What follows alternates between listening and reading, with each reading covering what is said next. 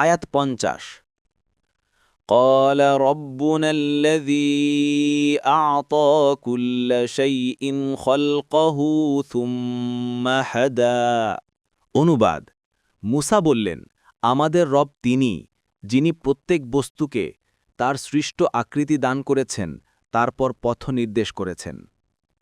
তাফসীর 1 নং ফুটনোটের বিবরণ। আয়াতের কয়েকটি অর্থ হতে পারে। 1.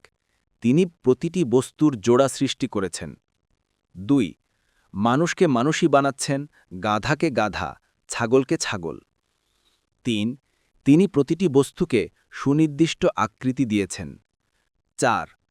প্রতিটি সৃষ্টিকে সামঞ্জস্যপূর্ণ করে তৈরি করেছেন। 5. প্রতিটি সৃষ্টিকে তার জন্য যা উপযোগী সেই রকম সৃষ্টিরূপ দিয়েছেন। সুতরাং মানুষের জন্য গৃহপালিত জন্তুর কোনো সৃষ্টিরূপ দেননি। গৃহপালিত জন্তুকে কুকুরের কোনো অবস্থা দেননি, কুকুরকে ছাগলের বৈশিষ্ট্য দেননি।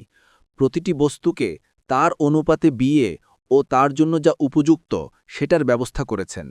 সৃষ্টি, জীবিকা ও বিয়ে-শাদীর ব্যাপারে কোনো কিছুকে অপর কোনো কিছুর মতো করেননি। তাফসীর ইবনে কাসির। 6. কোনো মুফাসসির বলেন, আয়াতের অর্থ আল্লাহর বাণী, আর যিনি নির্ধারণ করেন অতপর পথ নির্দেশ করেন, সূরা আল আলা 3-এর মতো। তখন এর দ্বারা অর্থ হবে, আল্লাহ প্রতিটি বস্তুর তাকদীর নির্ধারণ করেছেন, তারপর সেটাকে সে তাকদীরের দিকে চলার জন্য পথ দেখান। তিনি কার্যাবলী, আয়ু ও রিজিক লিখে নিয়েছেন। সে হিসাবে সমস্ত সৃষ্টিকুল সে এবং এর থেকে বের হওয়া কারো পক্ষে সম্ভব নয়।